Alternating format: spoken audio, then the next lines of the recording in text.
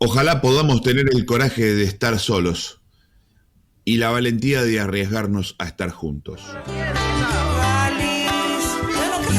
Los caminos me están esperando y estas ansias que no pueden más. Mochileros, tomen aire, llénense de energía, agarren su mochila y a comenzar el viaje. Sí, un viaje de exploración, de descubrimiento y autotransformación. Con Mochileros. Y otro lleva un pequeño tambor, la mochila, la carpa y el mate, el aislante y el calentador. Vamos, Yusa. No sabemos si al norte o al sur, a un acuerdo nos cuesta llegar. Si es al norte, subir a Bolivia. Si es al sur, al Chaltén, hay que llegar. ¿Qué tal, mochileros? ¿Lista la mochila? Arrancamos entonces con este camino. ¿Qué les puedo decir del camino a esta altura? Que ustedes no sepan, después de 10 años. Ya está, ya se sabe. Agradecerles, es lo único que podemos hacer en este momento, agradecerles cada uno y a cada una de ustedes por compartir con nosotros este camino, por dejarnos entrar en sus casas, por dejarnos acompañarlos a la oficina, al laburo, en algún viaje. Gracias, es todo lo que tenemos para contarles en este momento del recibimiento del programa a todas las radios, a todas las personas que nos escuchan todas las semanas. Bienvenidos, como ustedes saben muy bien, desde nuestro estudio central que está allí, en Quebrada de los Pozos, tras la sierra. Me saluda mi amigo, mi compañero, Daniel Sotelo. Dani, ¿cómo te va? Hola Nico, ¿cómo andan todos y todas? Sí, acá en el Valle de Tras la Sierra. Sí, semana de muchas novedades, muchas cosas, bueno, política en la Argentina, en América Latina también bastante convulsionada y como siempre algunas cosas que pintan, digamos, lo que es nuestra cultura, lo que nos gusta hacer, lo que somos, ¿no? Así que bueno, saludo grande, sobre todo esta semana para Radio El Grito, que volvió al aire. Salimos el lunes pasado, en el horario que teníamos de los lunes a la tarde, pero creo que a partir de esta semana estamos saliendo los sábados a la tarde, así que un poquito más cerca de cuando salimos los viernes en varias radios al mismo tiempo. Así que bueno, un saludo para toda la gente de Los Hornillos, los alrededores, ¿no? Y demás, que por ahí nos están sintonizando, y un abrazo grande para toda la compañerada de la radio, que con un esfuerzo tremendo están y estamos, digamos, me incluyo, en tratar de que la radio vuelva al aire en estos tiempos tan difíciles, ¿no? De pagar la luz y demás. Lo que están haciendo muchas radios, y Radio El Grito no es la excepción, es sobre todo, sé que en FM Ser también ocurre, que se apagan algunos transmisores o alguna potencia, digamos, para que no se gaste tanta luz, porque la luz, generalmente las radios, sobre todo las comunitarias, donde el mango le cuesta juntarlo, te consume la vida, ¿no? Es un gran problema, y realmente eso de alguna forma también limita las voces, las distintas voces, lo que tratan de hacer la radio comunitaria, que siempre están un poquito más cerca de la gente, ¿no?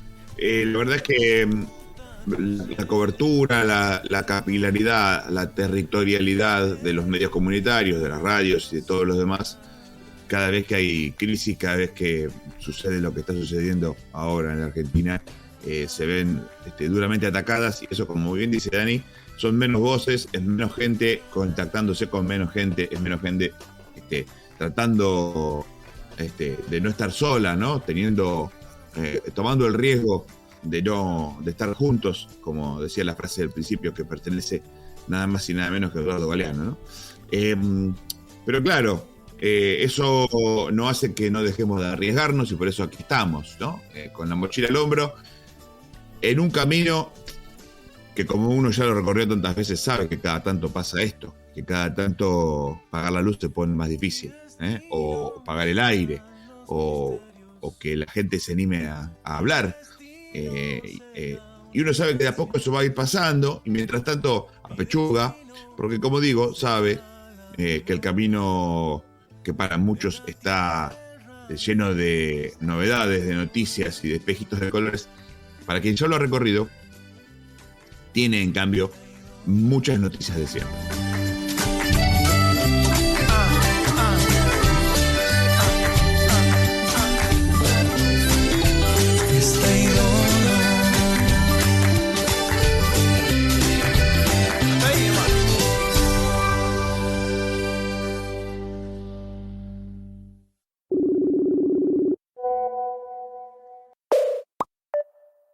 Facebook, WhatsApp o Instagram.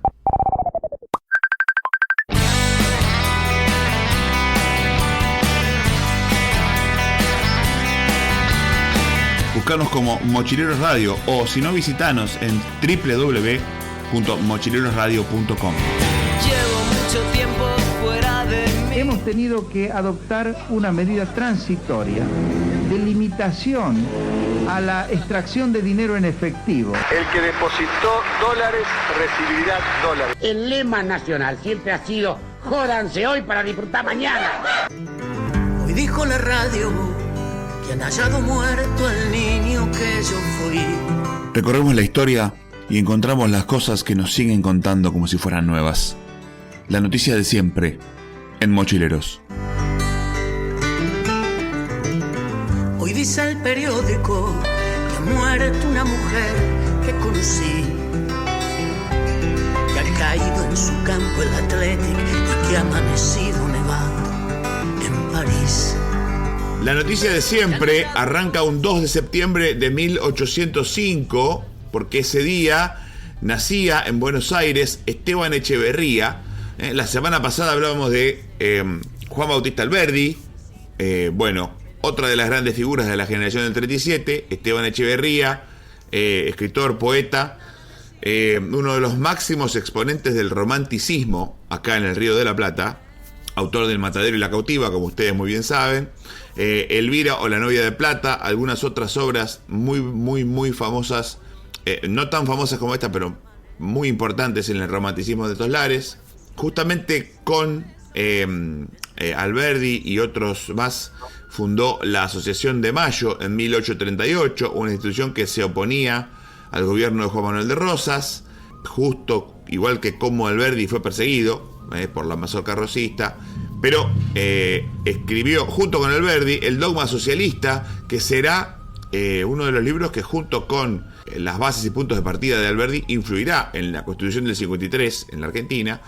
En ese Dogma Socialista decía cosas como por ejemplo esta: caminábamos a la unidad pero por diversa senda que los federales y unitarios, no a la unidad de forma del unitarismo ni a la despótica del federalismo, sino a la unidad intrínseca, animada, que proviene de la concentración y acción de las necesidades físicas y morales de todos los miembros de la asociación política. Como decimos, perteneció a la generación del 37, falleció el 19 de enero de 1851 a los 45 años de edad durante su exilio en Montevideo, Uruguay. Dani.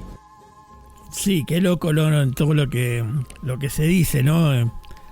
Esa grieta abierta que hasta hoy continúa, aparentemente. Ajá. Ellos querían como cerrarla, ¿no? Y lo loco es que, bueno, nuestro presidente, que hasta en el último discurso de cierre de campaña de la provincia de Buenos Aires, habla mal del socialismo, ¿no? Y demás, y los trata de comunista a todos, y se declara alberdista. Digo, ¿sabrá que redactó el Dogma Socialista? Me pregunto, ¿no?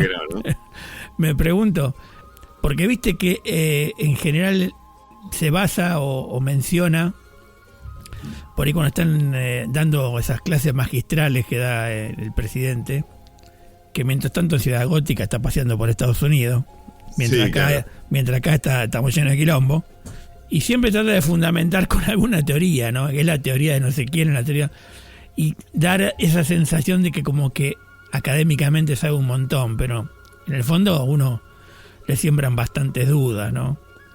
Y está bueno esto que propone Alberdi y Esteban Echeverría en cuanto a lo que decías, porque tiene que ver con la complementariedad, en tanto no haber diferencias, digamos, que son intrínsecamente imposibles de unir, sí buscar los puntos en común y tratar de construir entre todos. Me da la sensación de que iban por ese lado. Exacto, y un poco tiene que ver con la frase del principio, ¿no? Con el coraje de estar todos juntos. Esto era lo que buscaban en la generación del 37. Bueno, por eso traemos a Esteban Echeverría aquí, ¿no? El 2 de septiembre de 1945 Japón firma la rendición. Sin embargo, esta semana se celebró, se conmemoró en China un aniversario de lo que para China es el inicio de los conflictos de la Segunda Guerra. China sostiene que la guerra no empezó con la invasión a Polonia en 1939, como la historiografía occidental dice, sino que sucedió la invasión japonesa a China, que inició en 1931, si no me equivoco, y que duró justamente hasta un 3 de septiembre de 1945. Por eso se realizó el desfile que estuvo en todos los medios, este desfile militar por el aniversario número 80 de ese final de la invasión japonesa en China, que de algún modo coincide con esta fecha por la situación que se vivía en Japón, pero que para China tiene una valoración totalmente distinta y, como digo, un desfile en el cual China abiertamente muestra su tecnología bélica y la muestra con la presencia de muchos presidentes de todo el mundo, pero principalmente, Dani, el presidente de Rusia, el presidente de Cuba y el presidente de Corea del Norte, ¿no? Sí, fue una parada militar que hacía mucho que no hacía China. Creo que geopolíticamente marcaron el territorio, ¿no? Como diciéndole, che, loco, mirá que acá estamos, Claro. ¿no? Realmente impresionante. Y sobre todo por la reunión de presidentes también que hubo, ¿no?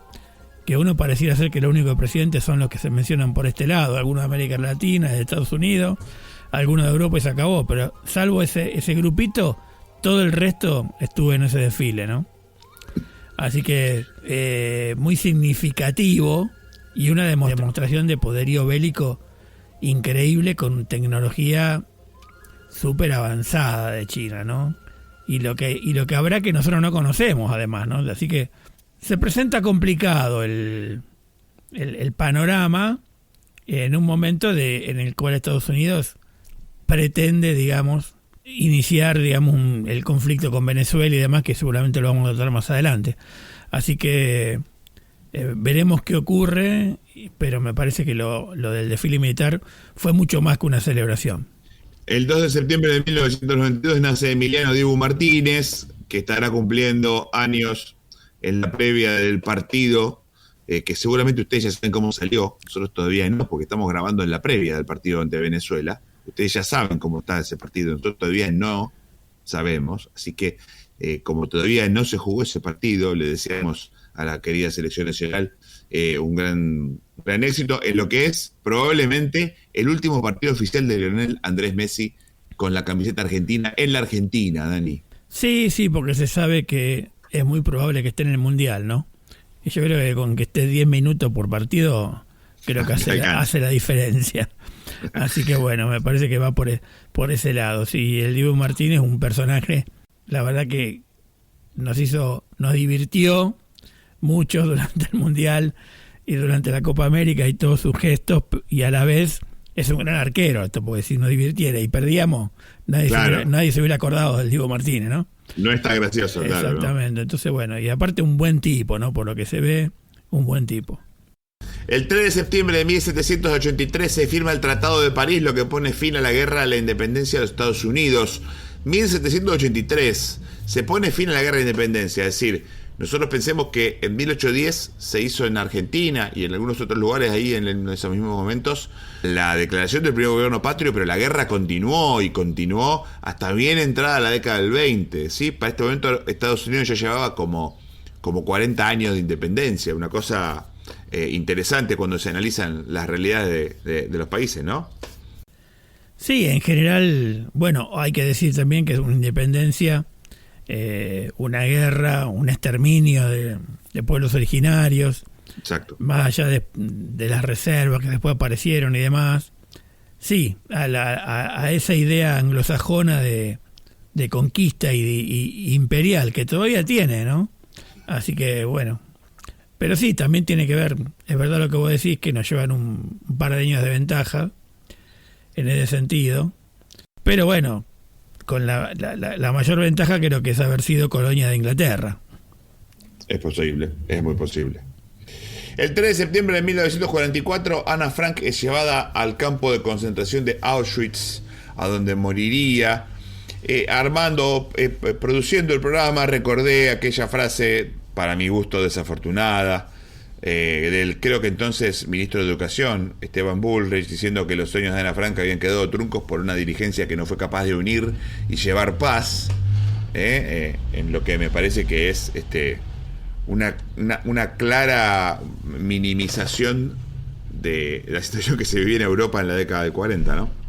Sí, vos sabés que yo leía un poco el efemérides y pensaba más que en el 40, en el ahora, ¿no? Si lo pensamos un poco en el ahora, me parece que se complejiza el tema, ¿no? Porque quien fueron las víctimas hoy son victimarios o proclives a una... Esta semana veía fotos de lo que quedó de Gaza y realmente, y como el corrimiento de toda la gente saliendo del lugar y esa idea de territorialidad, de quedarse con parte de ese territorio a costa de genocidio, de masacre, de muertes, no importa de quién, porque está claro que si matas periodistas, que si tiras una bomba en un hospital, en una escuela, no te importa demasiado la vida humana ni la guerrilla. Lo que te importa es prácticamente hacer desaparecer ese pueblo y quedarte con la tierra. Si lo miro desde ese lugar te diría que quedaron un poco truncos los sueños de Ana Frank. En el contexto que lo dijo Bullrich, obviamente fue bastante fuerte y muy criticado por todo, ¿no? Pero vale la pena la reflexión a lo que pasa hoy. El 4 de septiembre de 1811, José Miguel Carrera, uno de los padres de la patria en Chile, instaura la llamada Patria Vieja, que fue desde 1810 hasta 1814, en un gobierno que fue un gobierno autónomo en Chile. En 1814 los realistas lo derrotan en la batalla de Rancagua, a donde también combatió O'Higgins. José Miguel Carrera se exilió a Mendoza, luego fue a Buenos Aires, tuvo relación con Carlos María de Alvear. Carlos María de Alvear, no muy simpatizante de San Martín, apoyaba a O'Higgins, San Martín apoyaba a O'Higgins, no hacía Carrera. Bueno, Carrera tuvo una serie de movidas, estuvo en Europa y demás. Luego, en algún momento estuvo en Buenos Aires incentivando ataques de tribus locales en la provincia de Buenos Aires, con algunos éxitos militares, pero finalmente es apresado por José Gabino Gutiérrez cuando intentaba cruzar a Chile para derrotar a O'Higgins, que para ese momento era, amigo de San Martín y estaba, por supuesto, en control de Chile cuando San Martín ya estaba en Perú, ¿no es cierto? José Gabino Gutiérrez era en ese momento el gobernador de Cuyo, lo apresa a José Miguel Carrera y, por supuesto, por todo este incentivo a los ataques de tribus locales, lo apresa, se lo lleva para Mendoza y un 4 de septiembre también, pero de 1821, lo fusila a José Miguel Carrera, que termina falleciendo, como digo, en 1821 en Mendoza, Dani. Esas cuestiones de la historia que están lejos un poco de lo que aprendemos en la escuela, ¿no, Nico? Es decir, y muestra también las divisiones que no solamente eran en la Argentina, sino también que se daban, pues en este caso, en el país trasandino, ¿no? Así que, sí, siempre interesante conocer un poco la historia de esta gente. Que bueno, que si bien corto tiempo, ¿no? Porque uno dice 1810, 4 años, y complicó un poco toda esa cuestión, ¿no? Porque mientras tanto los españoles seguían peleando, ¿no? Seguían tratando de recuperar lo que era Santiago de Chile. Sí, vale hacer una aclaración aquí en general, cuando nombramos alguna personalidad destacada, así como hacemos en este caso, o como hicimos más temprano en el programa con Esteban Echeverría, siempre hacemos un muy sucinto resumen, ¿sí? Es decir, el desarrollo de la carrera de José Miguel Carrera es mucho más detallado, lo mismo que de Alberdi y de Esteban Echeverría y de todos. Solamente los mencionamos quizás justamente porque, como dice Dani, son cosas que no sabemos, son elementos que muchas veces nos traen luz sobre el presente y en realidad ya habían pasado. Los mochileros también nos damos cuenta en vivo y en directo que hay algunas cosas que parecen noticias y son noticias de siempre, ¿no es cierto? Sí, lo que pasa es que, bueno, en el caso de Carreras, digamos, no sé, viste que hay el tipo como que promulgó una constitución, pero que seguía reconociendo al rey. Yo creo que por ese lado también iba un poco las divisiones. Claro. De color, si querés, ¿no? Que el lema que había puesto en la bandera decía tras la tiniebla la luz, ese tipo de cosas. Pero bueno, el tipo también fundó instituciones importantes como la Biblioteca Nacional de Chile, ¿no? Y el primer periódico del país, que uno pensaría que fue el Mercurio, no, el primero fue la Aurora de Chile, así se llamaba el primer periódico que fundó él mismo, ¿no? Pero bueno, la reconquista española estaba ahí al acecho, ¿no? Y de hecho tuvieron una pequeña reconquista que después, bueno, obviamente con San Martín la perdieron. El 4 de septiembre de 1902, el ministro de Guerra, Pablo Richeri, y el del Interior, Joaquín B. González, se roban los dientes de los restos mortales de Manuel Belgrano durante la ceremonia de su exhumación, dientes que luego tendrán que devolver por presión de la opinión pública. Me quedo acá con esta parte, la parte de la presión de la opinión pública, ¿no? ¿Qué hubiese sido de los dientes de Belgrano sin la presión de la opinión pública? Y qué importante es, sobre todo por lo que sucedió esta semana y que vamos a estar mencionando en algún momento seguramente, qué importante que es que exista esa opinión pública y que sea una opinión pública realmente libre. Fíjese lo que es la palabra que uso para describirla, ¿no? Sí, si uno pensaba que lo de Evita o de las manos de Perón era algo fatal, primero lo sufrió Belgrano, ¿no? Exacto. Es increíble lo que ocurrió, ¿no? Y las crónicas y algunos documentos que hablan también de que se llevaron otras piezas óseas de Belgrano como souvenir o reliquias personales. Es una cosa loca, porque los protagonistas no son cualquiera, ¿no? Hay un instituto de formación muy importante con el nombre de Joaquín B. González y bueno, y una autopista muy importante con el nombre de Pablo Richeri, ¿no? Obviamente que eso generó muchas críticas y hubo una especie de escándalo. Yo creo que eso se refiere con el tema de la opinión pública, ¿no? Pero bueno, hay que ver en ese momento también cuál era la imagen de Belgrano, ¿no? Y el tipo de veneración pública que se hacía, o también un manoseo político de los héroes nacionales. Recordemos que para esa etapa, a fines de ese siglo y demás, recién aparecía esa historia escrita por Mitre, donde Belgrano y San Martín aparece como prácticamente nuestros superhéroes, ¿no? El 5 de septiembre de 1946 nace Faruk Bulsara en Zanzíbar. Claro, esto a lo mejor no dice mucho. Ahora, si yo le digo Freddie Mercury, ahí la cosa cambia, ¿no es cierto? Sí, totalmente, ¿no? Y hoy creo que tenemos el mega hit dedicado a él, así que ahí lo vamos a disfrutar un poquito más. Exactamente. Otra musical, Dani, el 5 de septiembre de 1975 se realiza Adiós sui generis, y esto es muy lindo porque en esta semana se confirmó que a 50 años de la fecha se anunció que Sting y Charly García iban a sacar algún material juntos. Lo dijeron lo dijo Charly en su cuenta de Instagram. No sabemos de qué se trata, pero anunció algo, y la verdad que entusiasma, ¿no? Sí, a lo Charly, como siempre. Exacto. Como siempre, y bueno, un recital que yo estaba viendo algunos videos esta semana se remasterizaron partes de las filmaciones que hubo ese día, y vos lees los comentarios y todo el mundo estuvo en el recital de Adiós sui generis, ¿viste? Muy loco eso. Sí. Así que entraban solamente 25.000 personas, creo, no, 20.000 personas. Hubo 45.000 entre los dos recitales, si no me equivoco. Y realmente sí, muy un recital que marcó, digamos, si bien el rock nacional ya tenía figuras preponderantes, yo creo que le guste a quien le guste.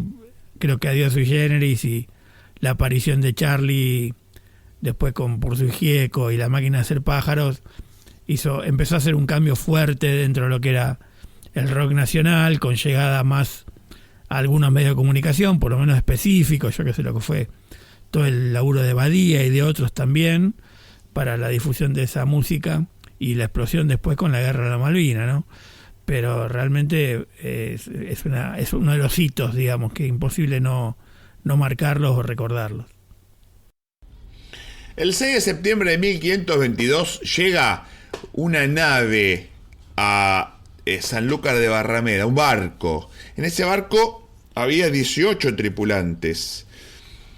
El capitán de ese barco era Juan Sebastián Elcano, y el viaje que se terminaba fue la primera circunnavegación de la Tierra, nada más y nada menos, en la expedición en la que perdería la vida Fernando de Magallanes, y que completaría, por lo tanto, Juan Sebastián Elcano. Solamente 18 tripulantes, entre los que se contaba el mismo Elcano, llegan de vuelta a España luego de esa vuelta enorme, y que además, si uno se pone a pensar, estamos hablando de hace casi 500 años, se está por cumplir 500 años de esto, lo que debe haber sido dar la vuelta al mundo en barco, Dani. Sí, tremendo, porque bueno, justamente vos creo que lo mencionaste, ¿no? El tema de finalmente verificar la circunvalación de toda la Tierra, de que era redonda y que los océanos estaban interconectados, o algo impensado de dudar, ¿no? Aunque sí, hay algunos que siguen haciendo algunas hipótesis, ¿no? Y que de alguna forma abrió una nueva era para lo que es la navegación y el comercio global, no sé si para bien o para mal, pero fue así, ¿no? Durísimo, ¿no? Porque 18 sobrevivientes nada más, con enfermedades, hambre, bueno, la muerte de Magallanes en el medio y demás, así que súper interesante. Creo que hay alguna película por ahí dando vueltas sobre el tema. El 6 de septiembre de 1930, José Félix Uriburu derroca a Hipólito Yrigoyen. Alguna vez hemos hablado de este golpe, alguna vez el querido Pablo Martínez nos ha contado, él siempre decía que Uriburu, para derrocar a Yrigoyen, fue a la Casa Rosada, tiró 3 tiros y se quedó ahí sentado. Pero me parece interesante esto. Un 6 de septiembre de 1930 entonces es derrocado Hipólito Yrigoyen. Un 6 de septiembre de 1979, casi 50 años después, llega a Buenos Aires la Comisión Interamericana de Derechos Humanos para investigar más de 30.000 casos de desaparecidos en apenas 3 años. Allí, ¿qué sucede? Los medios amigos de la última dictadura cívico-militar, digo amigos o aquellos que temían por su vida, también vale decirlo, desacreditan a la Comisión Interamericana. Pero me pareció interesante ese lapso de 50 años, Dani, entre el primer golpe y, digamos, las postrimerías de la caída del último, ¿no? Sí, sobre todo para esto que hablan de los 30 años de peronismo, los 70 años de peronismo. Claro. Se están olvidando de un par de años más, muchachos. O sea, claro. Creo Hay 50 años acá que no sé si se dieron cuenta. Claro, viste que algunos relatos hablan del primer golpe militar exitoso, lo que significa que hubo otros antes también, claro, ¿no? Del siglo XX.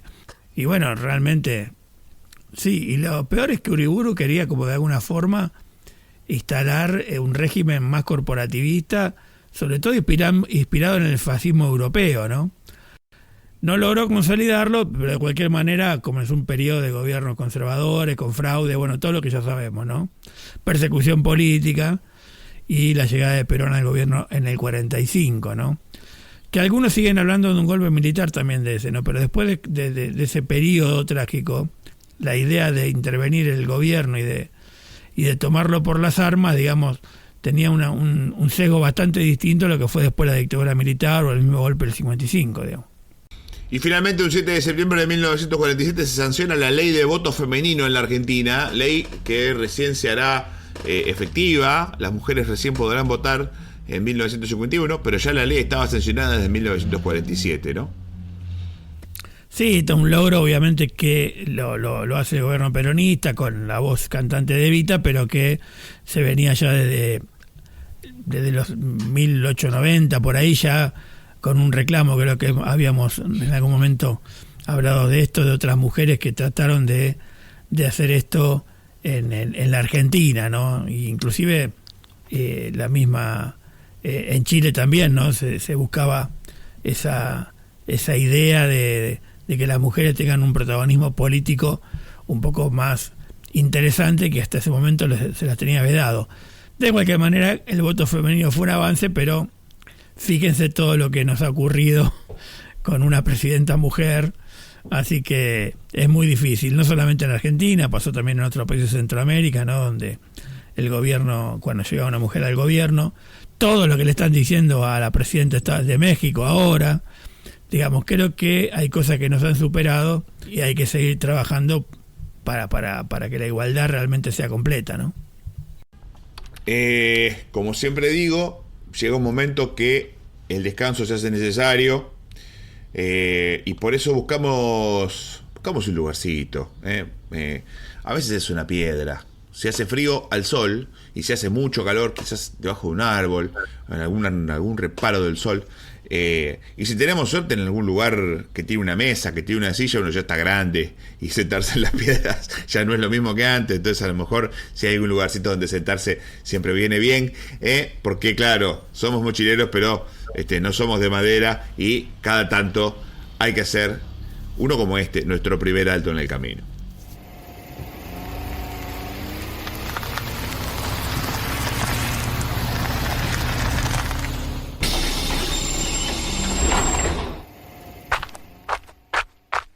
Como el primer trago de agua fresca en medio del camino polvoriento. La música, aquí, en Mochileros.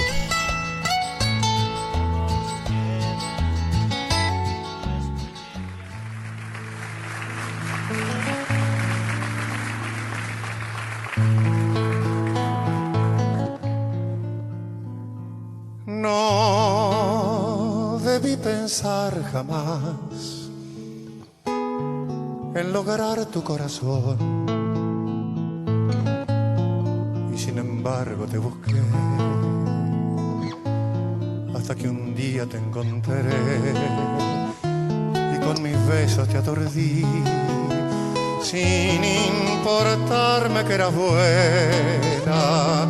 Tu ilusión fue de cristal, se rompió cuando partí, pues nunca más volví. Qué amarga fue tu pena. No te olvides de mí, de tu Grisel. Me dijiste al besar el Cristo aquel, y hoy que vivo enloquecido porque no te olvidé, ni te acuerdas de mí. Grisel, Grisel, me faltó después tu voz. Un 2 de septiembre de 1935 nace Horacio Manuel Molina, un cantante que tiene una de las voces más del tango argentino. Digo personales porque hay otros, los grandes referentes del tango de todos los tiempos, pero Horacio Molina, con esa voz suave, con esa no estridencia que lo caracteriza, es realmente algo notable. Y notable es algo que un poco me avergüenza decirlo, Daniel. Descubro de este tango que estamos escuchando, Grisel, música de Mariano Mores, letra de José María Contursi, está basado en una historia real. José María Contursi se refiere al amor que sentía por Susana Grisel Vigano. En ese momento era menor de edad y que además no era la esposa de Contursi. Contursi estaba casado con Alina Zárate. Cuando le llega el momento a Contursi de decidir entre Susana y Alina, elige a su matrimonio y deja atrás el romance con Grisel. Es un romance, es una situación que le provoca un dolor y un remordimiento enorme. Tanto así que años después, José María Contursi enviuda y Susana es abandonada por su esposo y se reencuentran En 1962 se reencuentran, se casan por iglesia en el año 1967 y viven juntos hasta el fallecimiento de José María Contursi, que si no me equivoco fue en 1972, algo por el estilo. No sabía que era una historia real el tango Grisel. Me gusta mucho más de lo que me gustaba antes ahora, Dani. Sí, de acuerdo con vos. Yo no conocía la historia, realmente es apasionante. Así que para disfrutar la canción y para que la historia, digamos, de alguna forma haga justicia, digamos, a tan hermosa tango, ¿no? Tanda. Y enseguida seguimos con más mochileros. Grisel, Grisel.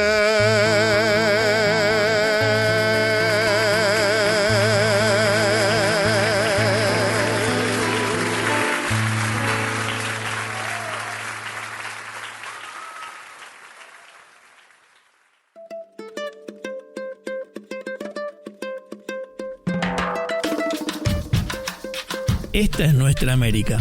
La que late en las calles. La que respira en cada rincón. La que los grandes titulares no muestran. En Mochileros desenterramos las historias que construyen nuestro continente.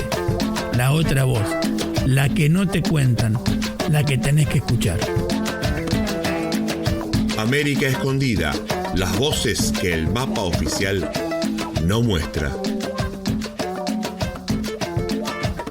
América escondida, nuestros caminos, nuestros mapas.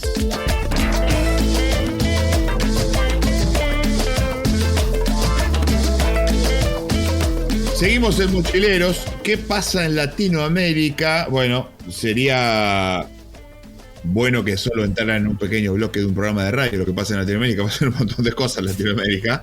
Pero lo que ha pasado esta semana, estos días, tiene que ver con Venezuela y con Estados Unidos. Vamos a escuchar un pequeño informe sobre lo que ha sucedido entre Venezuela y Estados Unidos y luego lo comentamos. 1.200 misiles, 8 barcos, un submarino nuclear y 4.500 marines apuntan a Venezuela, decía ayer Nicolás Maduro en una conferencia de prensa con medios extranjeros.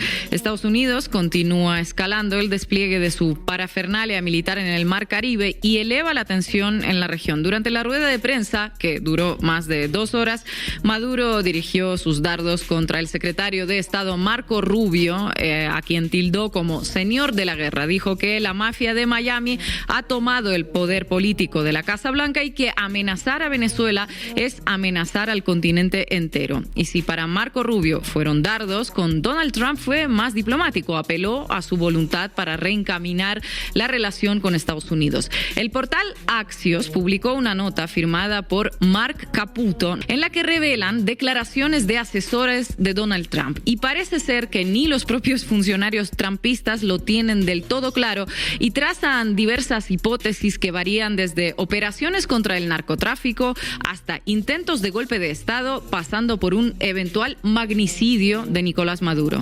Uno de los funcionarios señala que la expectativa de estos señores de la guerra es que Maduro negocie una salida o sea asesinado por miembros de su propio ejército, ansiosos por cobrar la recompensa o normalizar las relaciones con Estados Unidos. Un segundo funcionario consigna que esto podría ser Noriega parte 2, en referencia a la operación militar de Estados Unidos en 1989 para capturar al presidente panameño Manuel Noriega. En este programa también les hablamos de aquella operación y lo pueden ver en nuestro canal de YouTube. Una tercera posibilidad que barajean los asesores de Trump, siempre según Axios, es la de realizar ataques aéreos contra objetivos ligados al narcotráfico. Otra hipótesis que parece más consistente es que el ataque sea contra una planta construida por Rusia que está destinada a la fabricación de municiones para los fusiles AK-103. En fin, Ina, parecen todos buenos augurios. No se terminan ahí las hipótesis o la ensalada, según como lo veas, ¿no? Hay quien dice que la tarea que tendrá la Fuerza Naval apostada en el Caribe será interceptar o hundir embarcaciones sospechosas de estar al servicio del narcotráfico. Bueno, ahí está el informe. A mí me parece importante contextualizar, más allá de que, por supuesto, la agenda del Partido Republicano es caerle a Maduro, sea como sea, meterse en la soberanía venezolana, no importa lo que uno piense de Maduro, que acá ya lo hemos dicho varias veces, en la soberanía de Venezuela y de América Latina toda. Pero además el condimento especial que tiene esto tiene que ver con que si repasamos los últimos meses del gobierno de Donald Trump, nos damos cuenta de que Donald Trump le mandó los militares al gobernador de California, mandó los militares a la ciudad de Washington, que es distrito federal, es como antes era la capital federal aquí, digamos, en Argentina, y ahora está planeando mandarle a los militares a Chicago. Es decir, el tipo le está tirando los militares a todo aquel que más o menos lo mira de costado. Entonces, por supuesto que si le está tirando a los militares a sus propios compatriotas, ¿qué podemos esperar de Centroamérica y de Sudamérica, Dani? Sí, las últimas noticias son que Trump revocó el TPS, que supongo que debe ser alguna cuestión de la licencia de trabajo para 250.000 venezolanos en Estados Unidos, ¿no? Está presionando por todos lados para que la misma gente en Venezuela salga a protestar contra el gobierno, ¿no? Y demás. Después, que podría ser una noticia de siempre, Dani, esto, ¿no? Podría ser tranquilamente una noticia de siempre. Así es. Pero fíjate otra noticia más muy loca, ¿no? Que aparentemente en Texas la policía estatal está haciendo cumplir los requisitos de inglés para los camioneros. Y es muy probable que muchos camioneros sean latinos. Mexicanos, sí, claro, seguro. O sea, no, así que muy loco eso, ¿no? Porque le meten presión a la gente que labura en los laburos que seguramente los estadounidenses no harían. Claro, 100%. Pasa un poco acá lo mismo cuando los nuestros se van para España y demás, ¿no? Es complejo, es un análisis que deberíamos tenerlo para debajo del puente en algún momento. Bueno, nada, por supuesto que este tema lo vamos a seguir de cerca, que las dudas que se plantean respecto del mismo ataque, que tienen que ver con si el ataque efectivamente fue una lancha en las condiciones en las que el gobierno de Estados Unidos dice que fue, porque lo único que muestran es un video de lejos, un coso que le cae una bomba. Yo la verdad que... Sí, y una lanchita además, una lanchita, ni siquiera es un buque, ¿no? Que puede haber narcos en Venezuela, puede haber, pero no debe ser. Ahora, de que esté... Fíjense que esta semana empezaron a hablar de vuelta de lo que hablamos la semana pasada, el tema del tren del agua. Mismo Bullrich lo sacó como un complot por el tema de los audios de la Secretaría de la Presidencia. Sí. Y lo que ya dijimos, que esto es una mentira inventada simplemente para intervenir en políticas de los países que Estados Unidos quiere, ¿no? Así que vamos a ver cómo sigue ese tema. Hay dos cositas más. Una que vamos a ampliar seguramente en los próximos días, con lo cual solamente la menciona. El CELS, el Centro de Estudios Legales y Sociales, hizo un censo de personas en situación de calle que arrojó que en la ciudad de Buenos Aires cerca de 11.900 personas viven en las calles, que es casi el triple de lo que publicó el gobierno porteño. Nosotros ya habíamos tenido información respecto de esto el año pasado y años anteriores, porque hay varias entidades que hacen este censo y a todas les da más que lo que le da al gobierno de la ciudad. El hecho de que el CELS, que es un instituto de alto prestigio, tenga este dato y una serie de datos que les recomiendo que lean en la nota, la cobertura salió en varios diarios, acá lo estamos viendo en el diario AR, algunas cifras que son realmente sobrecogedoras, ¿no? Muy potentes a la hora de mostrar qué es lo que hace la ciudad más rica del país para atender a esas 12.000 personas que viven en la calle, algunas hace más de un año incluso, ¿no? Sí, no es un problema de ahora, como tratan de que muchos de soslayar, digamos, un poco lo que ocurre. Ya viene ocurriendo desde la crisis del 2001, te diría, claro, ¿no? Y un poco antes también, ¿no? Pero bueno, había una serie de cuestiones, de coberturas, de gente laburando en la... Lo que pasa hoy es que el Estado Nacional se corrió estrictamente de eso y no hay ningún apoyo de nada, ni vista de cómo mejorar la situación, ni siquiera de ver cómo han hecho en otros países, por ejemplo, para trabajar con la gente que está en la calle y que no quede definitivamente en la calle. No, si no quieren ver países comunistas, digamos, porque no les gusta, podrían ver algunos países de Europa, ¿no? Sobre todo de aquellos más ricos, lo que han hecho con casas que hay abandonadas para cederlas a la gente que vive en la calle. Bueno, la verdad que hay un montón de ejemplos. Lo que pasa es que, bueno, aparentemente el gobierno está más preocupado por hacer desaparecer el kirchnerismo que por tratar de trabajar con la gente que lo necesita. Está claro que eso no lo va a hacer. Pareciera ser que todo es solo parte de cuestiones de macroeconomía, ¿no? Pero como dijo acá el arzobispo de Córdoba, la gente con la heladera no ve la macroeconomía, ve la heladera vacía. Entonces quiere comer, digamos. Entonces, bueno, lo mismo pasa con la gente que está en la calle, ¿no? La gente que está en la calle no quiere estar en la calle. Y finalmente, y a propósito también de esto que decía Dani, del Estado que se corre y que no se hace cargo de algunas responsabilidades, bueno, esto es muy reciente, lo estamos mencionando hoy jueves 4 de septiembre y acaba de suceder. El Senado confirmó el veto que venía desde la Cámara de Diputados, confirmó el volteo del veto de la emergencia en discapacidad, con lo cual la ley queda firme, con 63 votos a favor y 7 en contra, una mayoría muy calificada, y de esta manera se revierte el veto presidencial de Milei. Es el primer veto que se revierte de la gestión de Milei, pero además es el primer veto que se revierte en 22 años, Dani. Sí, así es, escuché eso, que desde la época de Duhalde que le ocurría algo similar. Exacto. Y mientras tanto en Ciudad Gótica, nuestro presidente sacando entradas para el teatro del fin de semana. Sí. Es muy loco, me río por no llorar realmente. No, pero bueno, confiamos en que... Porque además, no sé si es un tema de ahora o de debajo del puente, ¿no? Pero los medios estas últimas 2 semanas se han tratado por todos los medios, valga la redundancia, de denigrar la política en vez de criticar a las personas, digamos. O sea, en vez de ir al punto, a la noticia periodística, que es el tema de las coimas y las escuchas y demás, no, pareciera ser que el único discurso son todos iguales, la política no sirve, ¿no? Bueno, tal vez este veto te demuestra de que la política sí sirve y con voluntad hay cosas que se pueden hacer. Bueno, justamente, porque todo está relacionado con todo, esto que dice Dani da pie a lo que sucederá en breve, después de esta pequeña tanda aquí en Mochileros.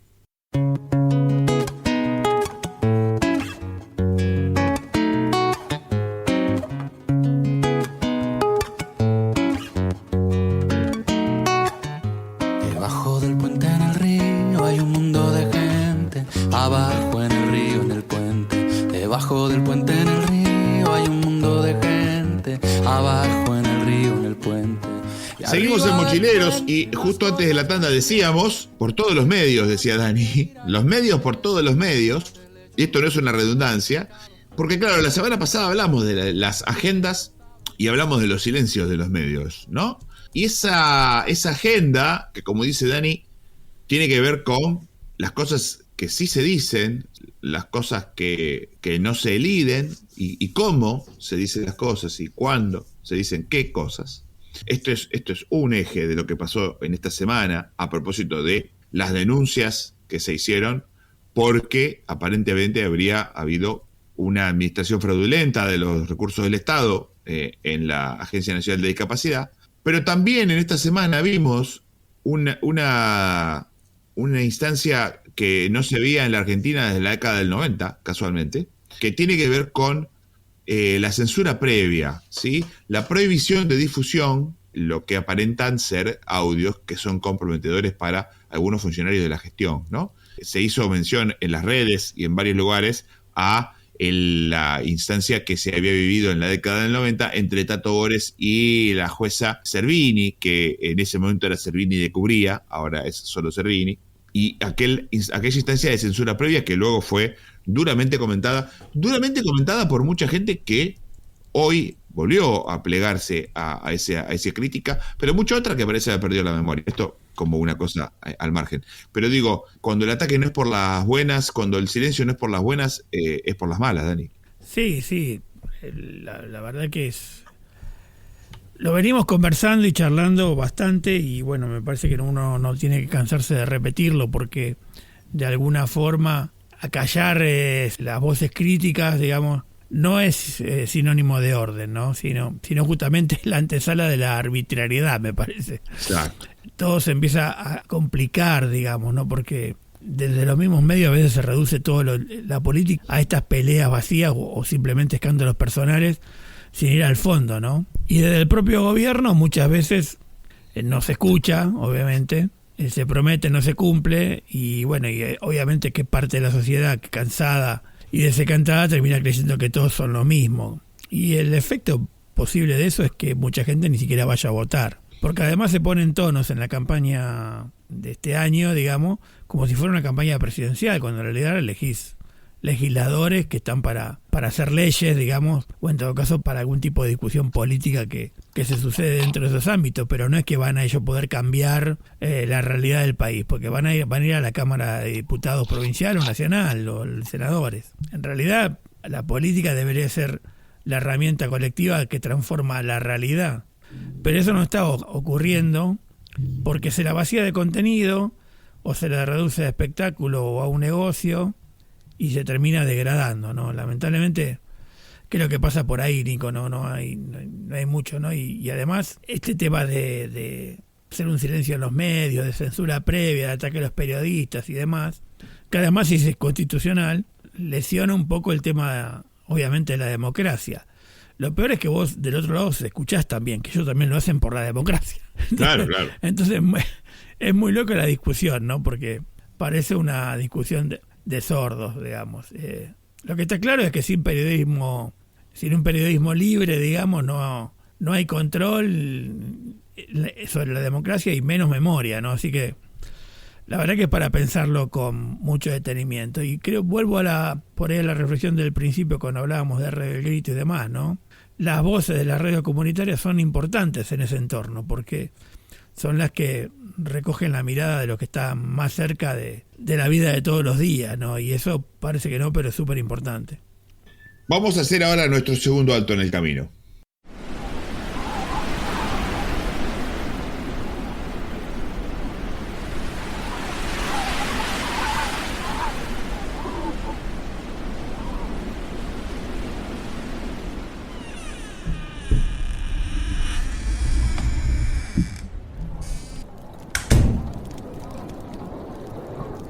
¿Qué haces, Nico? Vení, tomate un mate caliente.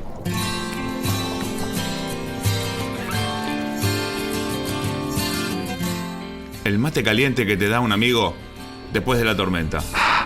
La música, aquí en Mochileros.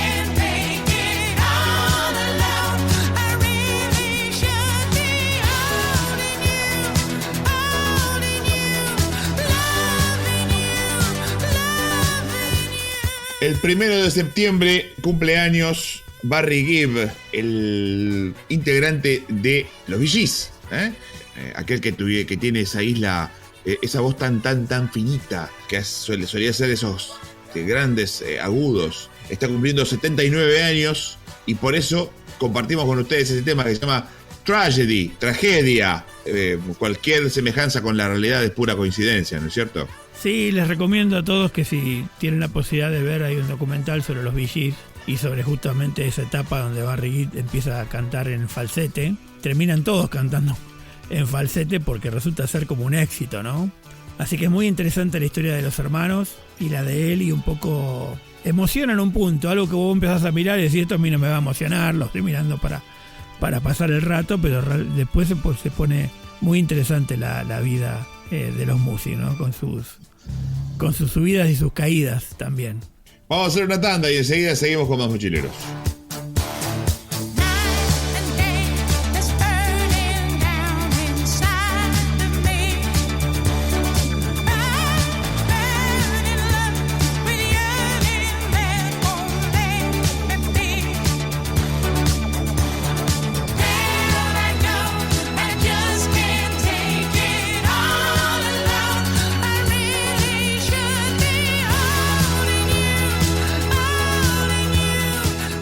Hacemos una parada de 5 minutos.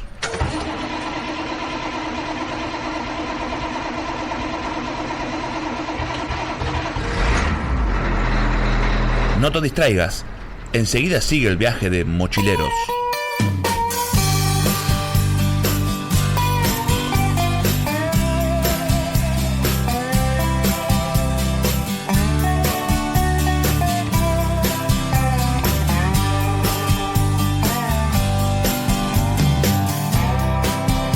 Estoy cansado de buscar.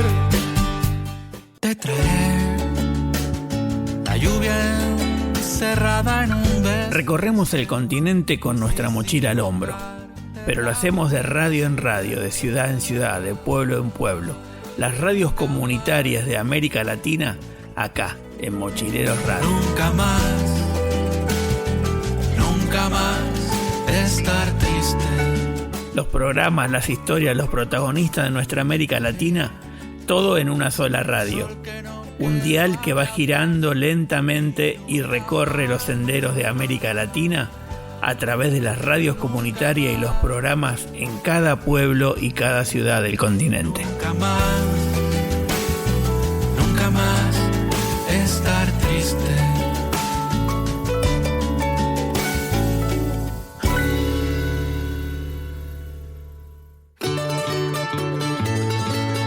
Música, río, mar, raíces, solidaridad. Cada semana, Mochileros.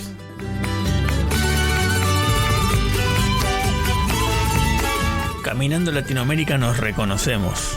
Entendemos lo que somos. Somos parte de una misma patria. Somos parte de un mismo continente.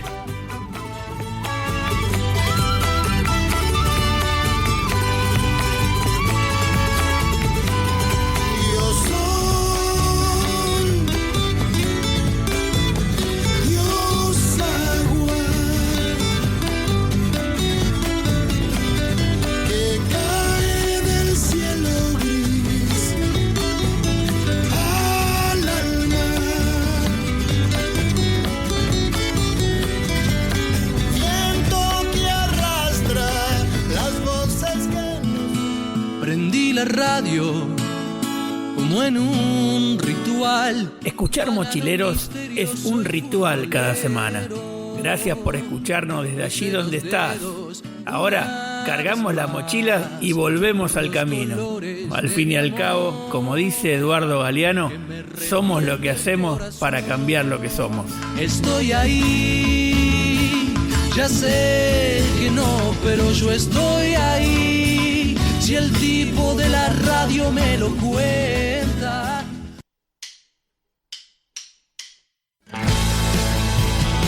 Canciones que se grabaron en la memoria colectiva.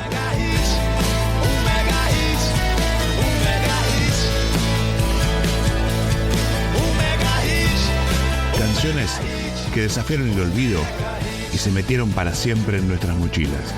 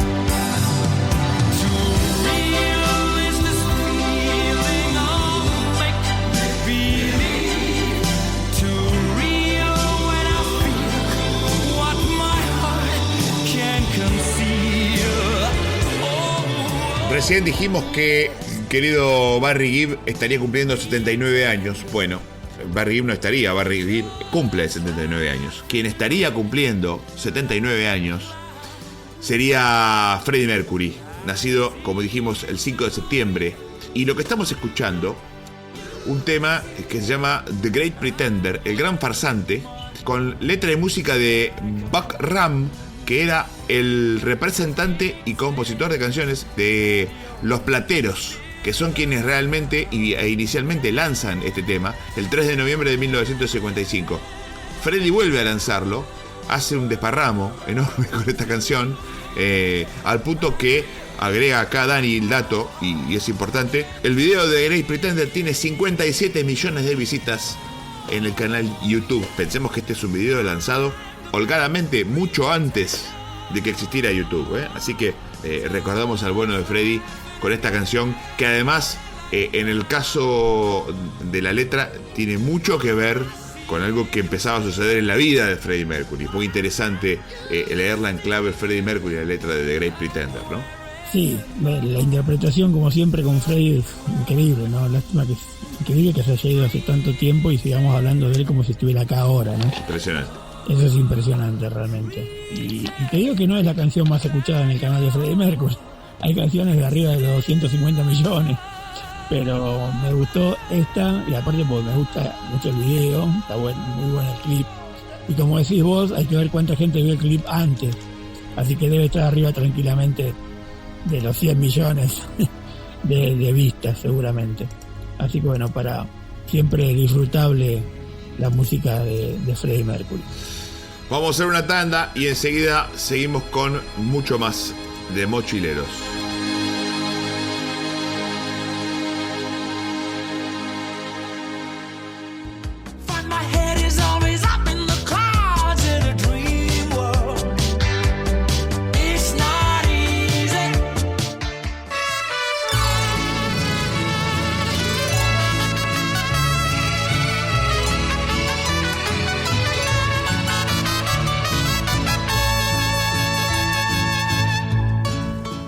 ¿Qué tal amigos mochileros?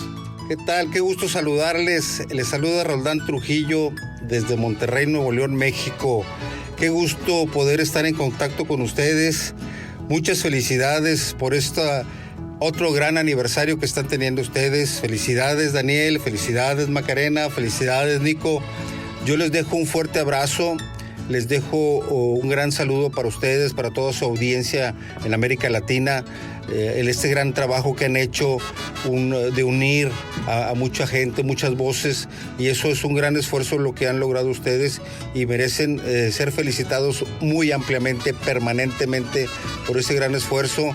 Les dejo un fuerte abrazo, pásenla bien, nos veremos pronto, ya los visitaré para acompañarlos en alguna emisión con ustedes allá en vivo, en sus estudios, en su cabina. Les dejo un fuerte abrazo, los saluda Roldán Trujillo desde Monterrey, Nuevo León, México. Abrazo para todos.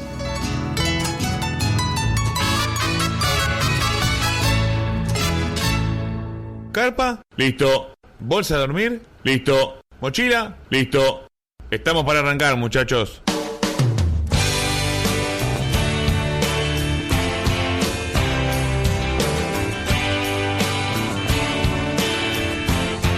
Mochileros. Sola como nadie te pude ver, sentada en la calle.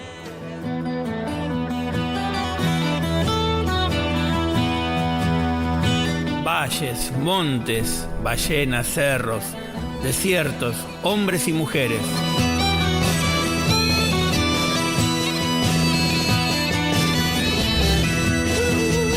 Playas, salares, tigres, niños, zorros, mares y ríos. ¿Cómo cuidamos la naturaleza? Caminamos para conocer y para cuidar. Y seremos agua derramada en los suburbios del camino.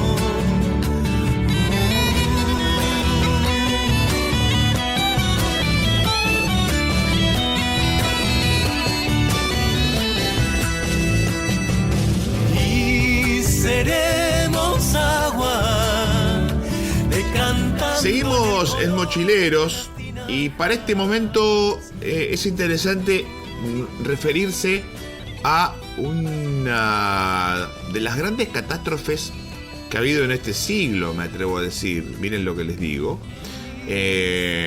Una catástrofe que todavía tiene repercusiones en la actualidad. Estamos hablando del paso del huracán Katrina por New Orleans el 29 de agosto de 2005. Tenemos un pequeño audio para escuchar de la gente de Democracy Now! Así que vamos a compartirlo.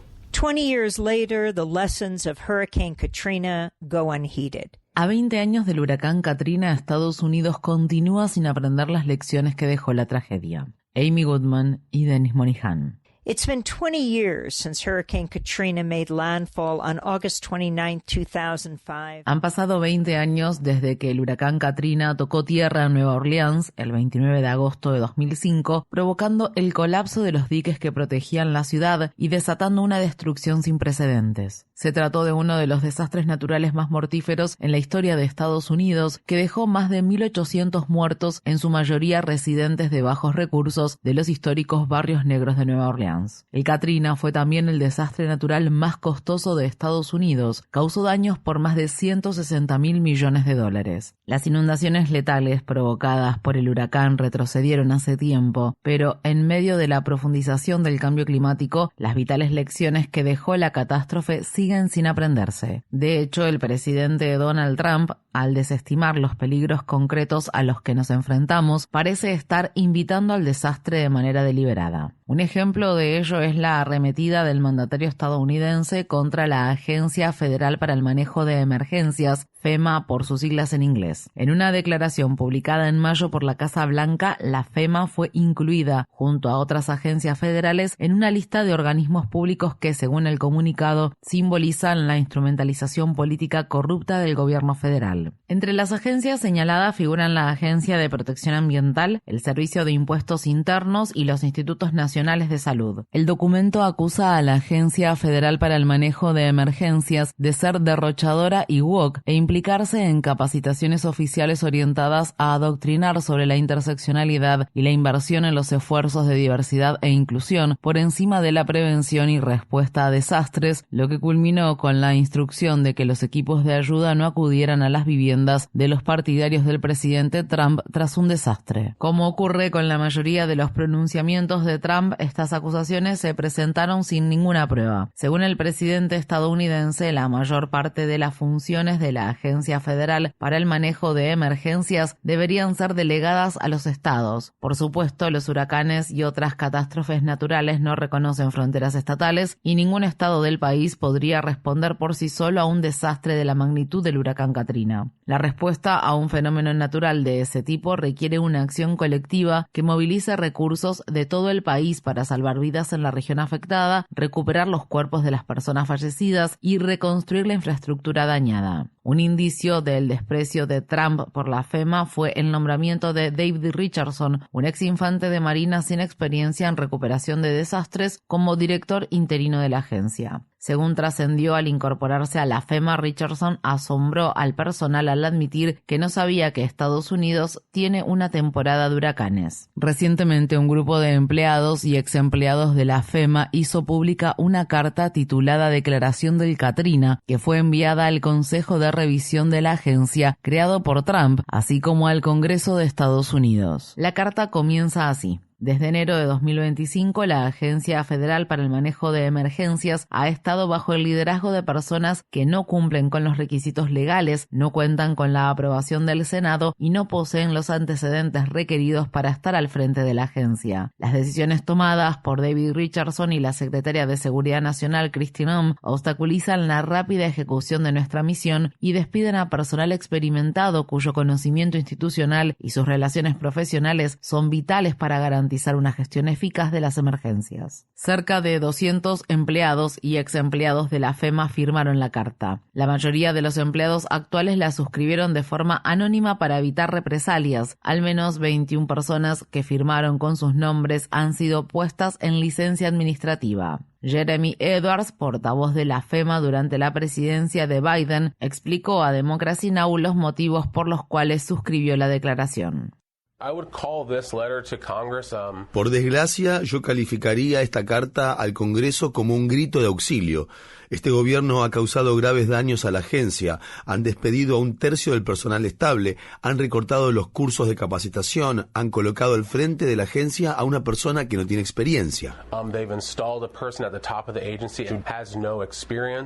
Edwards también criticó la decisión del gobierno estadounidense de desviar personal y fondos de la FEMA para apoyar la campaña de deportaciones masivas impulsada por Trump. La misión de la FEMA es muy clara: ayudar a la gente antes, durante y después de un desastre. Cada dólar que no se invierta en esa tarea de asistencia es un incumplimiento con el pueblo estadounidense. Ese dinero no debería destinarse a la construcción de centros de detención de inmigrantes. No deberían enviar personal de la FEMA, como lo están haciendo, para ayudar a incorporar nuevos agentes al servicio de inmigración. Con un desprecio hacia la investigación científica sobre el clima, el desmantelamiento de la Agencia Federal para el Manejo de Emergencias y la militarización de ciudades estadounidenses, con infantes de Marina y efectivos de la Guardia Nacional, parece claro que quienes dirigen la Casa Blanca han optado por hacer caso omiso de las devastadoras enseñanzas que dejó el huracán Katrina. Una persona que sí aprendió duras lecciones en ese entonces es Malik Rahim, un residente de larga data del barrio Argel de Nueva Orleans y cofundador de la filial en Nueva Orleans de los Panteras Negras. Inmediatamente después del paso del Katrina por la ciudad, Rahim lideró una organización comunitaria de ayuda mutua denominada Common Ground Relief. Democracy Now! Conversó hace poco con Rahim en el Centro de Convenciones de Nueva Orleans, un lugar que funcionó como refugio de último recurso para unos 30.000 residentes desesperados durante la catástrofe del Katrina. Cuando se le preguntó al director de la FEMA de aquel entonces, Michael Brown, sobre las personas que quedaron varadas allí, dio la tristemente célebre respuesta de que desconocía las penosas condiciones que imperaban en el lugar. Quienes están actualmente socavando la capacidad de la agencia para cumplir con su función deberían prestar atención a las sabias palabras de Malik Rahim en momentos en que Estados Unidos se adentra en otra temporada de huracanes. Lo triste de todo esto es que hoy podría volver a suceder. Es como un déjà vu, porque si nos golpeara un huracán en este momento, nos encontraría tan mal preparados para afrontarlo como lo estábamos hace 20 años.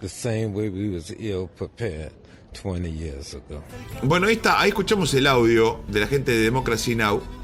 Es interesante pensar Katrina desde varios ejes, desde el punto de vista de las vidas, más de 1.800 muertos, uno de los más catastróficos de la historia, desde el ámbito de lo que tiene que ver con el desastre natural, en términos climáticos, pero también algunas lecciones del presente, ¿no? De cómo hay ciertas lecciones que no se aprenden, hay ciertos resortes que el Estado tiene que tener preparados y que otra vez están buscando cortarse o desarticularse, ¿no?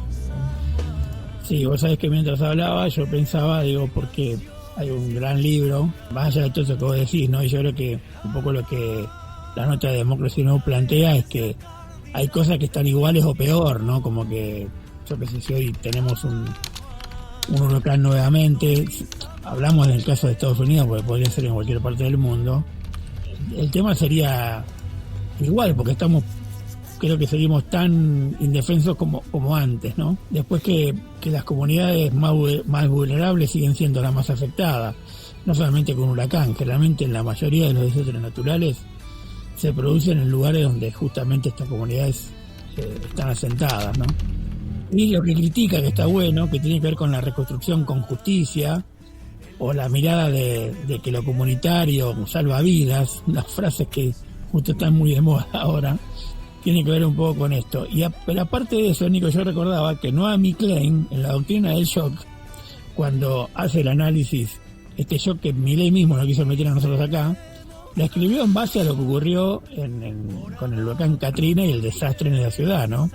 Fue como una base de experimentación para estos Chicago Boys, y que después, bueno, Noemí nos ayuda un poco a comprender y a entender cómo aprovechan esa cuestión. Una cosa que critica también ahí en la nota que escuchamos fue el tema que después de Katrina aprovecharon para echar un montón de maestras negras, y que recién ahora están tratando de recuperar. Hay movimientos como, no sé si lo menciona ella en el audio, como Benolá o algo así se llaman, justamente que trata de reponer la presencia de maestras en la formación de niñas y niños afrodescendientes, ¿no? Esto está muy fuerte también en Estados Unidos, pero bueno, esto es solamente un ejemplo, me parece, no tanto para hablar específicamente de lo que ocurrió en Estados Unidos, sino para entender que seguimos, a pesar de todo lo que venimos hablando, este tema del planeta quedó un poco al costado porque la geopolítica nos viró por otro lado, y en este momento estamos en peores condiciones que hace 20 años atrás.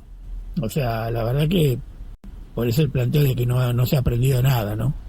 No hemos aprendido nada. Esto debería interpelarnos a todos también, ¿no?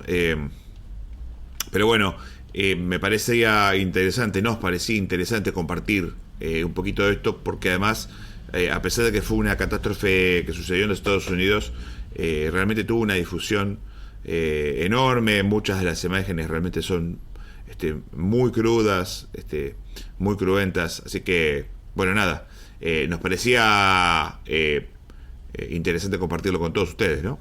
Sí, y además, sabes, Nico, también que como que todo este tema, ¿no? Y del presidente de Estados Unidos, que está ocupado con otras cosas y no se preocupa, también hay también como un reclamo frente a eso, ¿no? Y esta idea de que lo que nos ocurre como miembros de la nave Tierra, digamos, no es una cuestión primordial, sino que es parte un poco de nuestro viaje en este planeta, digamos.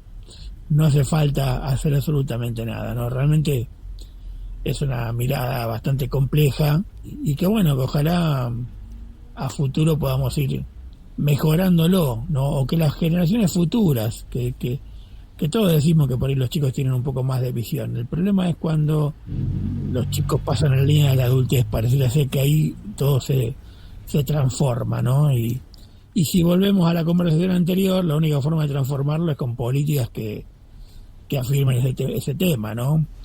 Fíjate que estamos, un poco para cerrar, estamos hablando hoy acá en Argentina de lo poco que explotamos nuestros recursos naturales. Exacto. Cuando hace un par de años atrás estábamos viendo cómo no dejábamos explotar los recursos naturales porque definitivamente nos termina contaminando a todos. Claro.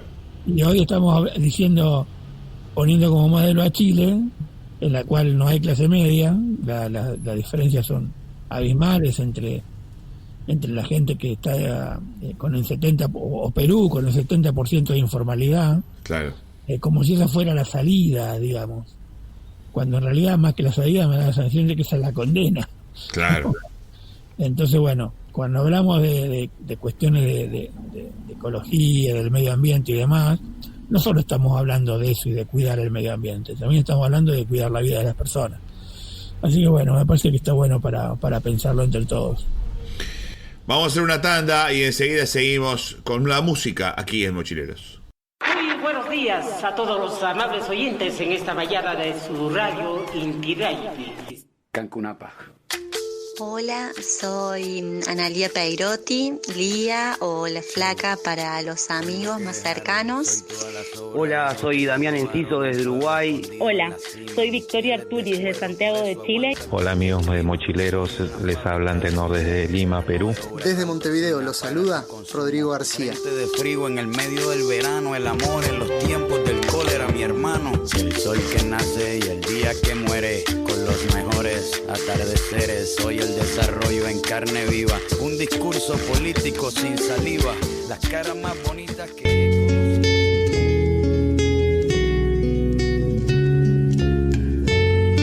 La música es una sola. Y aunque parezca que ritmos y culturas son muy diferentes, están más cerca de lo que creemos. Del cerro vengo bajando, camino y piedra. La música nos une, nos transporta, nos acerca, nos hermana.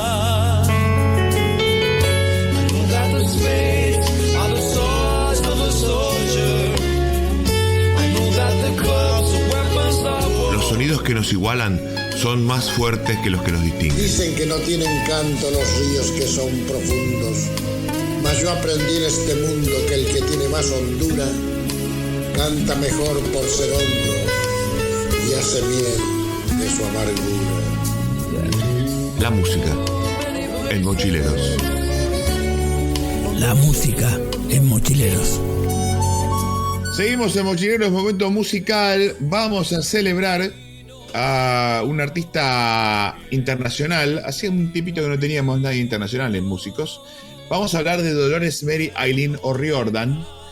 Dolores O'Riordan, cantante, compositora irlandesa, conocida principalmente por ser la vocalista de la banda The Cranberries, una de las voces más reconocibles de la década de los 90, una artista que falleció muy tempranamente, así que vamos a estar recorriendo una de sus muy hermosas canciones, comenzando ya mismo con esta primera.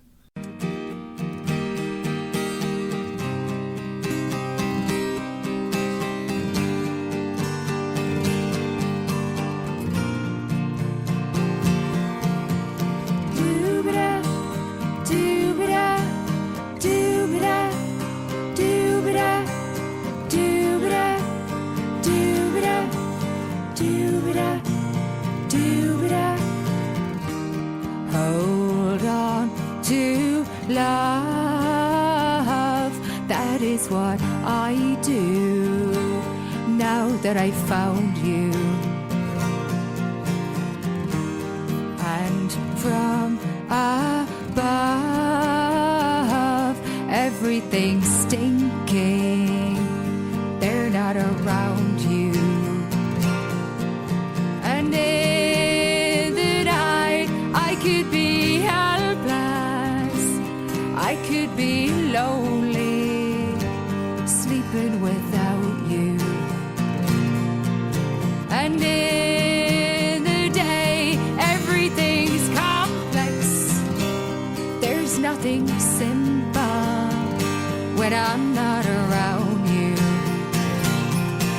But I miss you when you're gone,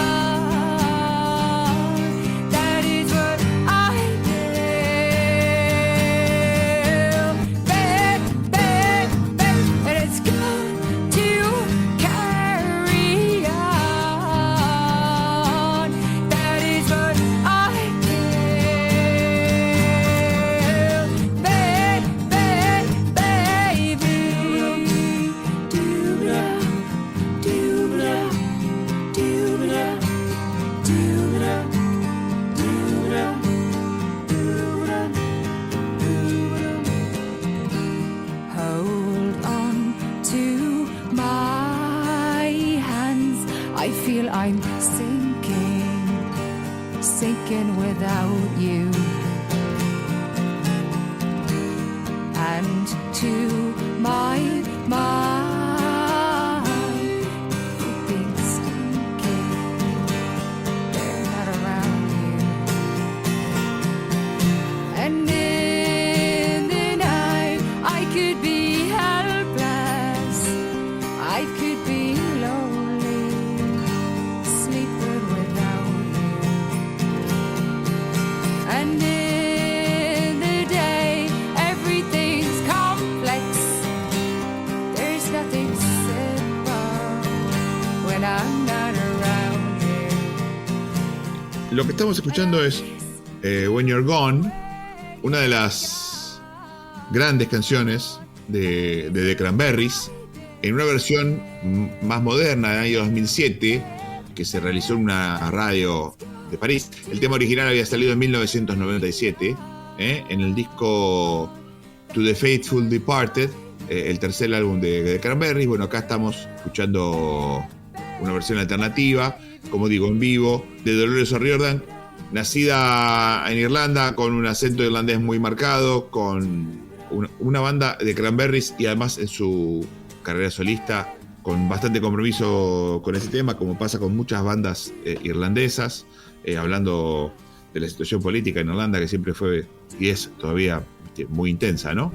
Y con una voz muy particular, con un yodel que que es esa especie de quiebre que hace al final de algunos versos, que se puso de moda, después lo empezaron a hacer muchas otras cantantes, ¿no? Sí, yo me estuve escuchando a Nico, yo no la conocía demasiado, digamos, pero me llamó la atención esa mezcla de una especie de rock alternativo y... Exacto. Poco, medio un folk celta, una cosa así de repente. Sí. Me hacía acordar a otras bandas que también en algún momento pasaron por Mochileros, ¿no? Bueno, para escucharla, para disfrutarla. Vamos con la siguiente.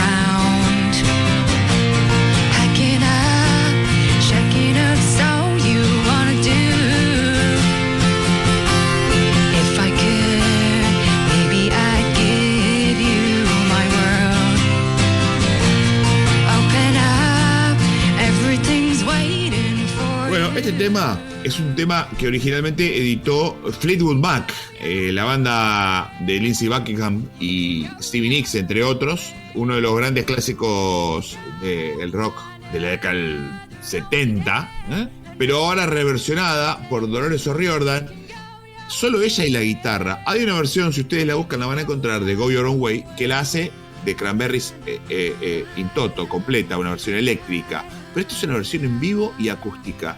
Es realmente tremendo, una canción difícil de cantar, una canción que tiene recovecos, que tiene cosas, y sin embargo, digamos, la solvencia de Dolores O'Riordan para sacar adelante la canción es realmente notable y por eso la compartimos con ustedes. Un artista que, como decimos, además de su carrera con The Cranberries, tuvo una carrera en solitario y que además proviene de una familia fuertemente católica, irlandesa. En algún momento Dolores se ha declarado católica. Cantó para el Papa Francisco, Dani, en 2013 cantó para el Papa Francisco en uno de los encuentros que había organizado Francisco, entre otros datos que de algún modo la unen con Argentina y con América Latina, ¿no?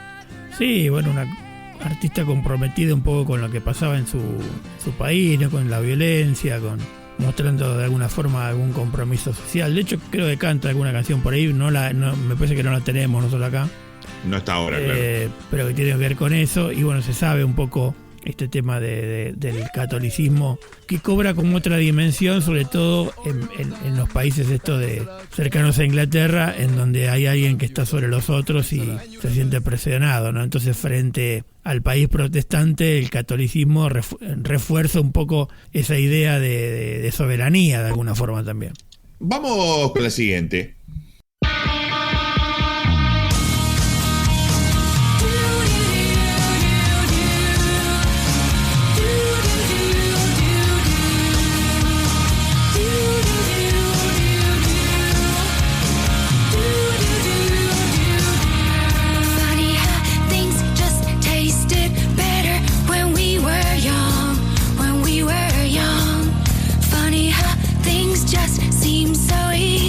When we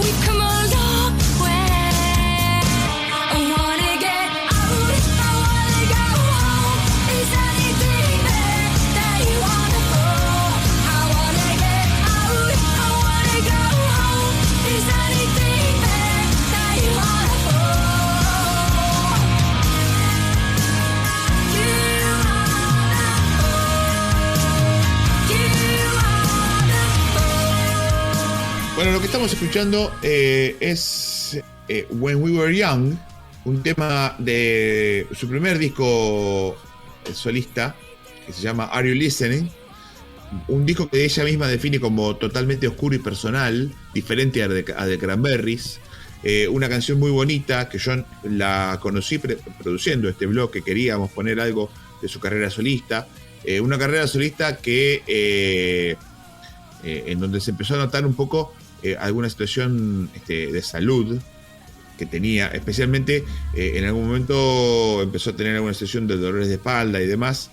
Luego hacia 2017 confirmó que tenía trastorno bipolar, ¿sí? En mayo de 2017 confirmó que tenía trastorno bipolar, lo cual iba a ser complejo para ella. Pero vamos a escuchar la versión siguiente porque me parece que es interesante.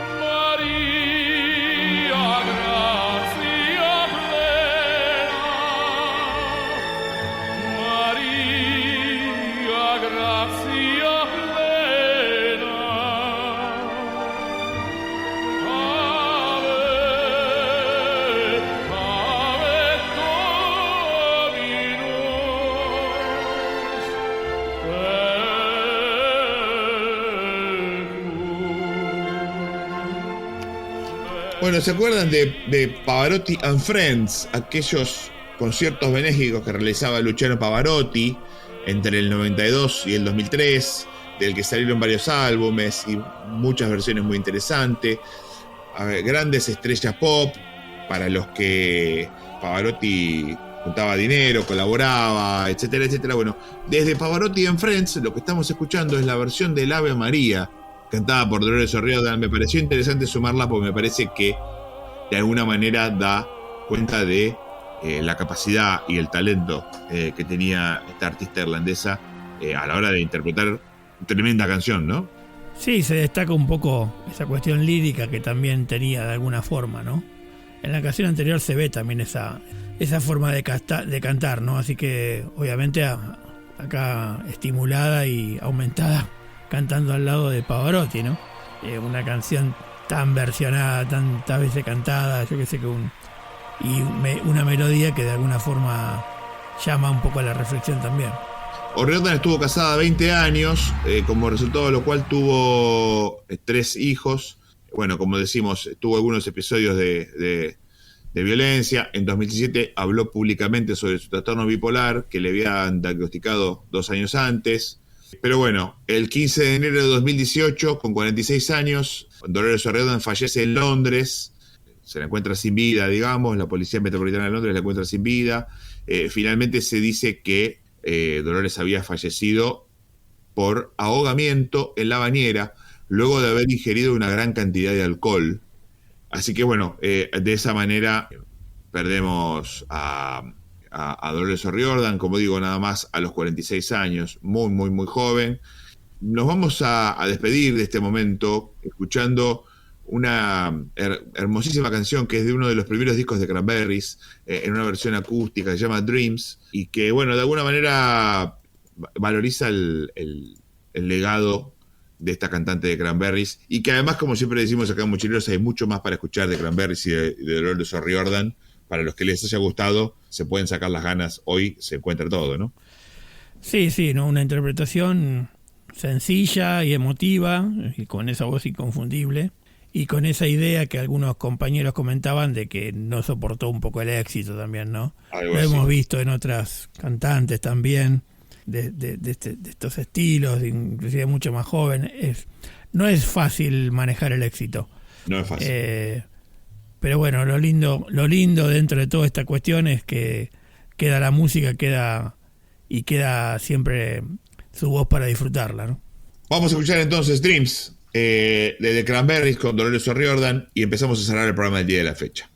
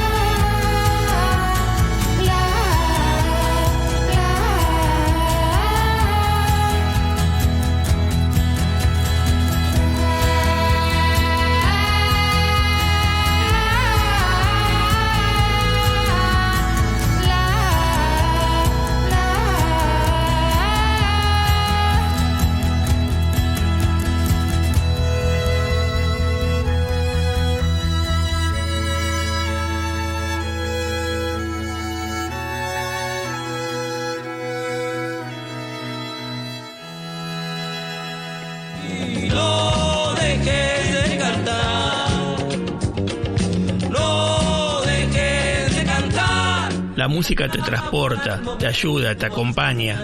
Esa música que llevas en tu mochila, acá, en Mochileros.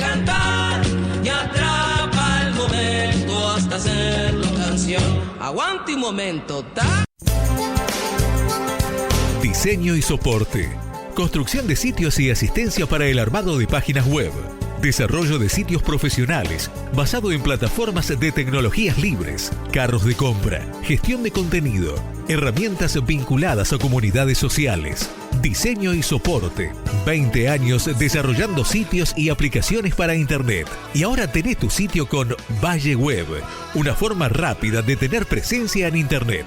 Encontranos en Facebook como Valle Web o también en nuestra web diseñoysoporte.com.ar.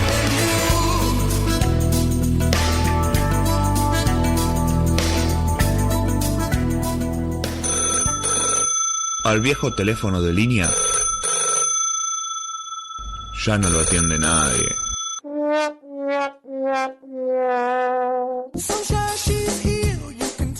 Para comunicarte con Mochileros, podés buscarnos en Facebook, Twitter o Instagram como Mochileros Radio, tu programa en Internet.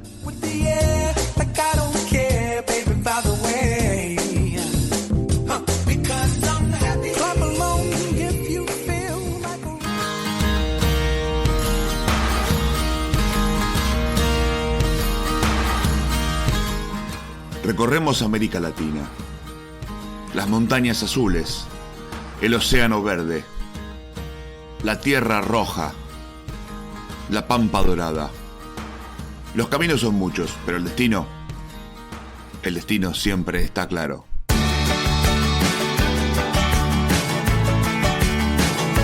Mochileros, muchos senderos y un solo camino.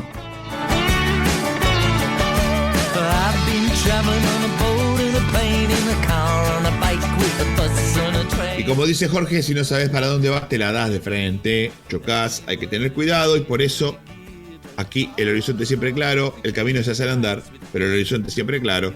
Y nos vamos a despedir con, me pongo de pie, María Isabel Granda Hilarco, Chabuca para los amigos, que nace un 3 de septiembre de 1920, y la verdad es que encontramos para este momento de cierre uno de los grandes clásicos de Chabuca Granda, que es José Antonio, pero en una versión muy interesante, una producción grabada a beneficio de Sinfonía por el Perú que fue presentado en el marco de los 10 años, esto fue en 2021, el centenario de Chabuca Granda y el bicentenario de Perú.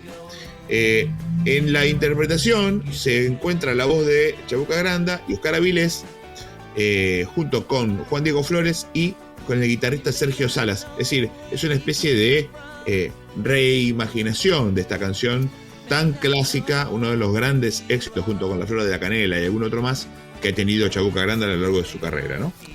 Sí, un Dream Team con Oscar Avilés, realmente también otro grande de la música peruana que por ahí no conocemos tanto aquí en la Argentina, pero sí, de la música sobre todo limeña, ¿no?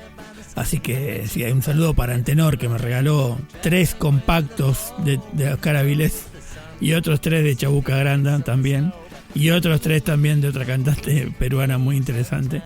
Así que un saludo para él y para toda la gente de Lima, como para despedirnos de este mochilero que fue bastante movidito, Nico, con mucha cuestión política y con mucha cuestión. Está el continente como naufragando, no sabemos hacia dónde, esperemos que hacia un puerto seguro, que no sea como la vuelta al mundo de Magallanes. Y así que bueno, vamos a ver qué ocurre. Nos veremos la semana que viene. Que tengan una hermosa semana. Disfruten, se viene la primavera. Acá en Tras la Sierra, toda semana del senderismo. Va a haber caminatas por todos lados. Estén atentos ahí. Córdoba Turismo publicó todo un listado de ciudades de todo Córdoba para ir a caminar todos los días si estás cerca. Y si no, pues te puedes venir también para este lado. Así que un abrazo para todos y todas y nos vemos la semana que viene. Nos vemos la semana que viene. Muchísimas gracias a todos por compartir con nosotros este momento. Nos vemos la próxima.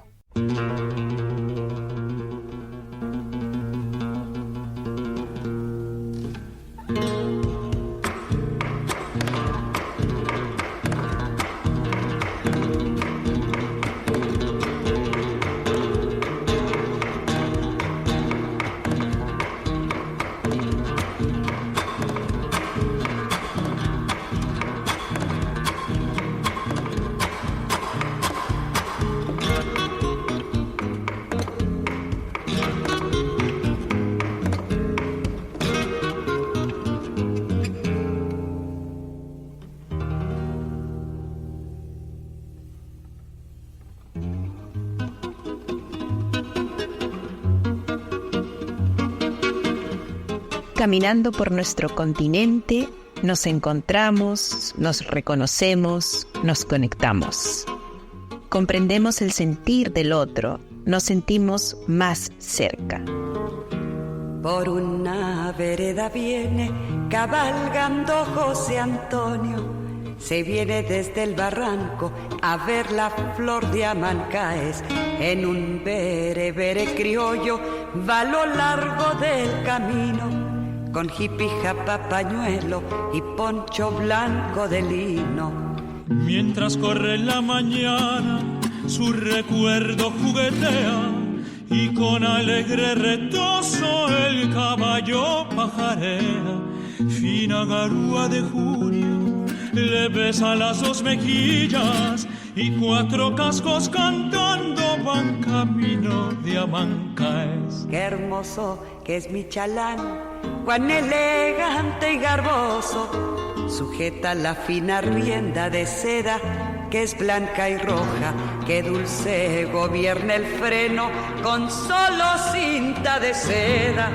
Al dar un quiebro gracioso al criollo berebere.